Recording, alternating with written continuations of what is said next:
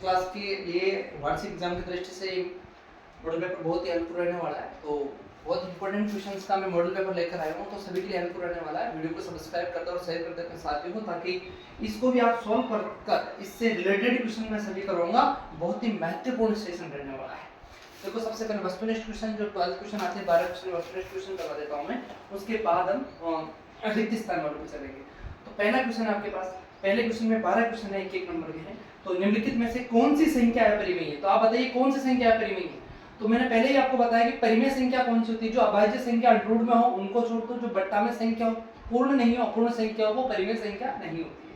यहाँ अगर देखेंगे तो देखो, प्लस का 24 माइनस का 24 ही हट जाएगा, प्लस माइनस माइनस 24 से 24 कट जाएगा, कट जाएगा, बच गया 3। तो ये तो हो गई परिमेय। अब देखो, ये 3 बटा तो √5, अगर इसको करेंगे 20 को तो 5 चौक 20, अंडर 5 और 4 देंगे तो अंडर 5 चौक 20 की जगह देखो 5 इंटू अंडर 4 कर दूंगा मैं। तो देखो √5 से √5 कट जाएगा बेटा, अंडर 4 बढ़ गया। अंडर 4 का मान कितना होता है? 2। 2 दूनी 4, तो 3 बटा, तो ये भी क्या होगी बेटा? परिमेय होगी, पूरी पूरी संख्या आ रही है। उसके बाद देखो √25 का मान सबको पता है कि 5 होता है सब, तो ये भी क्या है? परिमेय। तो अपने पास कौन सी बची शेष? अपरिमेय कौन सी बची? 2 माइनस √5 क्या है? अपरिमेय। अब पूछेंगे सर ये अपरिमेय क्यों है? तो देखो, 2 तो पूर्ण संख्या है, लेकिन √5 का कोई वर्गमूल नहीं होता है, तो ये क्या हो गई? अपरिमेय संख्या हो गई, इसलिए अपरिमेय है। अगर परिमेय संख्या में चाहे अपरिमेय संख्या जोड़ो, चाहे घटाओ, चाहे गुणा करो, चाहे भाग दो, वो भी क्या हो जाती है? अपरिमेय हो जाती है। दूसरा देखो, बहुपद है अपने पास, 2x प्लस 1 का एक शून्य ज्ञात करना है। आपको क्या ज्ञात करना है? ऑप्शन मत देखो, आप सबसे पहले देखो सर 2x प्लस 1 का शून्य ज्ञात करना। इसका किसी भी कोई भी क्वेश्चन आ जाए, शून्य का मतलब होता है 0, सामने रख दो बेटा 0, ओके जी। उसके बाद देखो, कोई भी संख्या है, मान लो पक्षांतर करेंगे, ये प्लस का उधर जाके क्या हो जाएगा बेटा? पक्षांतर माइनस का बन, तो 2x बराबर क्या होगा? -1। 2 गुणा में है, तो गुणा की संख्या पक्षांतर के बाद क्या हो जाती है? भाग में चली जाती है, तो बेटा x बराबर क्या हो गया? -1/2। ये आपका आंसर आ गया। देखो माइनस का 1/2 किसमें? सेकंड में। ऐसे निकालो, कोई भी शून्य पूछ ले, बराबर में 0 रख दो और पूरी की पूरी संख्या को पक्षांतरण कर दो, आपके पास ऑटोमेटिक मान आ जाएगा। ये हो गया आपका सेकंड क्वेश्चन। देखो x माइनस वाई स्क्वायर का मान ज्ञात कीजिए। या आप कह सकते हो सर a माइनस b के स्क्वायर, ये आपने किया है 8th क्लास में, सर्च में क्या? सर्च का नंबर 2। तो दूसरी सर्च यहाँ x और y कुछ भी रख दो, t z रख दो, a b रख दो, x माइनस y के स्क्वायर सबको याद होगा, x स्क्वायर माइनस 2xy और प्लस का y स्क्वायर। तो देखो x square minus 2x plus y square का लिए होगा x स्क्वायर माइनस 2xy, देखो माइनस का 2x और प्लस का y स्क्वायर, इसका मान भी क्या होगा? सेम होगा। तो ऐसे आप कर सकते हैं। उसके बाद देखो 5 की घात, ऐसे घात का इक्वेशन आएगा, जरूर आएगा। 5 की घात 2 है, आपको स्पष्ट नहीं दिख रहा इधर, इसलिए उधर करवा रहा हूं, और उसकी घात -7। मैंने पहले ही आपको कहा कि जब भी ब्रैकेट खोला घात गुणा हो, जब भी ब्रैकेट खुलेगा घात गुणा हो। तो 2 7 बेटा कितना हो गया? 14। 5 की घात क्या होगी बेटा? -14। अब देखना, माइनस में जब ऋणात्मक में घात हो तो प्लस में करने के लिए क्या करते हैं? बट्टा में लिखते हैं, तो 1/5 की घात 14 हो जाएगा। इसका आंसर राइट हो जाएगा, क्योंकि मैंने ऑप्शन में नहीं दिया, आपको निगरानी सिखा रहा हूं। ऑप्शंस कब आएंगे? जब आप सीखोगे तो ऑटोमेटिक आ जाएगा। निर्देशांक अक्ष को तल जो है, निर्देशांक अक्ष का जो तल है, उस तल को 4 भागों में बांटते हैं, उन्हें क्या कहते हैं बेटा? तो ध्यान रखना, निर्देशांक, ये इससे कम से कम 4 से 5 क्वेश्चन लेंगे, ध्यान से देख लेना। ये निर्देशांक इसको कहते हैं बेटा 4 अक्षों में 4 भागों में बांटता, तो उसे कहते हैं चतुर्थांश। क्या कहते हैं? चतुर्थांश। 4 भागों में बांटते इसलिए क्या कहते हैं? चतुर्थांश। ये चतुर्थांश से व्रत को 4 भागों में बांट दिया, ये क्या हो गया?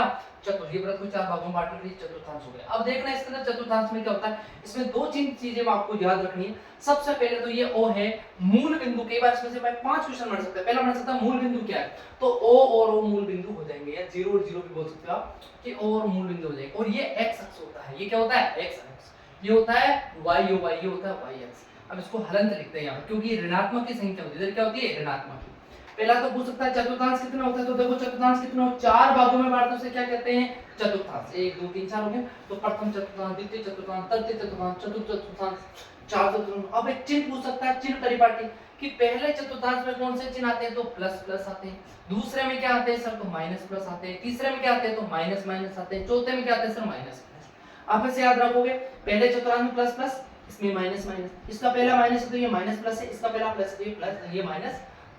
अब देखो ये आप सॉरी यहां देखोगे आप प्लस प्लस माइनस माइनस और प्लस माइनस, ऐसे आप देख सकते हो आराम से, देखो मिलाने से होना। अच्छा तो ये प्लस प्लस, ये माइनस माइनस, तो ऐसे पूछ सकता है तृतीय चतुर्थांश में कौन से चिन्ह आएंगे, कौन से चिन्हों की परिपाटी, तो माइनस माइनस की। दूसरे में कौन सा आएंगे, तो आपको पहला ये है प्लस प्लस, दूसरा क्या है माइनस प्लस, तीसरा क्या है माइनस माइनस, चौथा क्या है प्लस माइनस, चतुर्थांश। एक क्वेश्चन और समझता है कि एक्स के क्या क्या नाम है। एक्स अक्ष को एक तो एक्स अक्ष बोला जाता है, एक आप बोल सकते हो क्षैतिज रेखा, क्या बोल सकते हो क्षैतिज रेखा। क्षैतिज रेखा किसी लेटी हुई रेखा को कहते हैं क्षैतिज रेखा, तो इसको क्षैतिज रेखा भी बोल सकता हूँ, एक्स अक्ष भी बोल सकता हूँ, और इसको भुज, अपनी भुजा ना सीधी, ये भुजा हो गई तो उसको मैं भुज भी बोल सकता हूँ। तो भुज हो गई, क्षैतिज रेखा हो गई और एक्स अक्ष, तीन नाम है इसके। अब ये वाली वाई वाई क्या है, इसको वाई वाई तो वाई एक्स भी बोल सकता हूँ, और क्या हो सकती है ऊर्ध्वाधर, खड़ी रेखा को हमेशा जैसे मैं खड़ा हूँ तो ऊर्ध्वाधर हूँ, तो ऊर्ध्वाधर इसको क्या कहते हैं ऊर्ध्वाधर रेखा, क्या कहते हैं ऊर्ध्वाधर रेखा, ऊर्ध्वाधर रेखा भी मैं कह सकता हूँ, और बताऊं और वाई एक्स भी बोल सकता हूँ। एक और नाम मैंने दिया है, तो देखो अगर इसको भुज कहते हैं तो ये कोठी है, इसका उसको भुज कहते हैं, ये क्या है कोठी है। तो ये तीनों नाम आ सकते हैं, वाई एक्स दे दिया, रिक्त स्थान में भी दे सकते, इससे देखना भी बहुत से क्वेश्चन मिलने वाले देखना। फिर देखो क्षैतिज आ गया, सेकंड क्वेश्चन ही आ गया, क्षैतिज रेखा को कहते हैं, क्या कहते हैं भाई क्षैतिज रेखा को, क्षैतिज रेखा को क्या कहते हैं भुज। एक्स अक्ष भी लिख सकते हो या भुज। क्षैतिज का मतलब लेटी हुई रेखा, सीधी रेखा, देखो मेरी भुजा है, हाथों की भुजा, तो ये भुज भी कह सकता हूं, इसको क्षैतिज रेखा भी कह सकता हूं, एक्स अक्ष भी कह सकता हूं। उसके बाद देखो कौन सा क्वेश्चन है, एक त्रिभुज के तीनों कोणों का योग कितना होता है। तो सबको पता है त्रिभुज के तीनों कोणों का योग 180 होता है, चतुर्भुज का कितना होता है, तो सर 360 होता है, सर पंचभुज सबके निकाल सकते हो, 170 होता है, आपको पता हो तो इसको मिटा देता हूं, n-2 इंटू 180 ये होता है। n की जगह जितना, अगर पंचभुज दे दो तो 5 रख दो, 5 - 2 इंटू 180, 5 से 2 बटा 3 इंटू 180, 18 या 54, और ये हो गया 540। तो ऐसे आपको करना, आराम से कर सको, जरूर नहीं है तो ऐसे होगा। कितना भी आप 5 6 7 अष्टभुज 9 भुज जितना शतभुज का निकाल सकते हो, उसमें से 2 कम कर दो, उसको 1 से गुणा कर दो, कोणों का मान मिलेगा। तो यहाँ तो केवल त्रिभुज का ही पूछा, मैंने सभी का निकालना बता दिया। चाहे पंचभुज पूछे तो 540 आ जाएगा, जैसे 2 कम कर दो, शतभुज पूछे तो 7 में से 2 कम कर दो, 5 को 180 से गुणा कर दो, ऐसे निकाल सकते हो सभी कोणों का। फिर आ रहा है समकोण त्रिभुज में सबसे लंबी भुजा कौन सी होती है। अगर आप देखोगे समकोण त्रिभुज 90 डिग्री के कोण को पहले तो याद रखना समकोण कहते हैं। अब इसमें सबसे लंबी भुजा कौन सी है, कि 90 डिग्री के कोण के सामने जो भुजा होती है कर्ण भुजा, वो सबसे बड़ी भुजा होती है। और लंब या आधार क्या होता है, सब थीटा के सामने हमेशा लंब होता है, वो हम साइन कोस थीटा में या कभी भी सीख सकते हैं। अब देखो समकोण त्रिभुज में लंबी भुजा क्या होती है, तो लंबी भुजा कौन सी होगी, कर्ण होगी, याद रखना।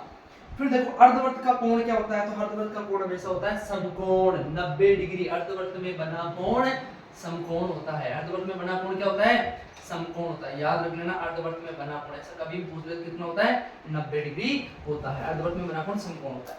फिर जब एक समांतर चतुर्भुज में होता है, ये इसमें ऑप्शन है बेटा, समांतर चतुर्भुज की विशेषता लिखनी है, आपको खुद को पता है समांतर चतुर्भुज की क्या विशेषता होती है। एक तो आमने सामने की भुजा, समांतर चतुर्भुज की आमने सामने की भुजा बराबर होती है, पहली विशेषता। सर दूसरी विशेषता क्या, दूसरी विशेषता है इसके सम्मुख कोण बराबर होते हैं, क्या होते हैं, तो जैसे कोण ए है, कोण बी है, कोण सी है, कोण डी है, सम्मुख कोण क्या होते हैं बराबर होते हैं। सर तीसरी विशेषता क्या है, इसके विकर्ण परस्पर समद्विभाजित होती है और उपयुक्त सभी होती है, तीनों यहाँ पे तीनों विशेषता होगी।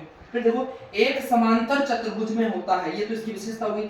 बेलन का वक्र प्रतिशत क्षेत्रफल पूछ ली, ये जरूरी है बेलन का पूछा, आपको कोई सा भी सूत्र आपको पूछ सकता है, तो बेलन का वक्र प्रतिशत क्षेत्रफल क्या होता है बेटा 2 पाई r h। 2 पाई का मान 3.14 भी लिख सकते हो या 22/7 भी लिख सकते हो।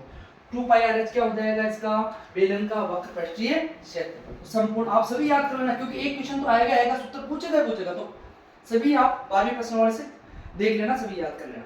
शीर्षाभिमुख कोण परस्पर क्या होते हैं, अरे ये शीर्षाभिमुख कोण ऐसे होते हैं गुणांक की आकृति के अंदर, ये कोण शीर्षाभिमुख कोण परस्पर क्या होते हैं, एक दूसरे के बराबर होते हैं, एक दूसरे के बराबर होते हैं, तो ये याद कर लेना, परस्पर बराबर होते हैं।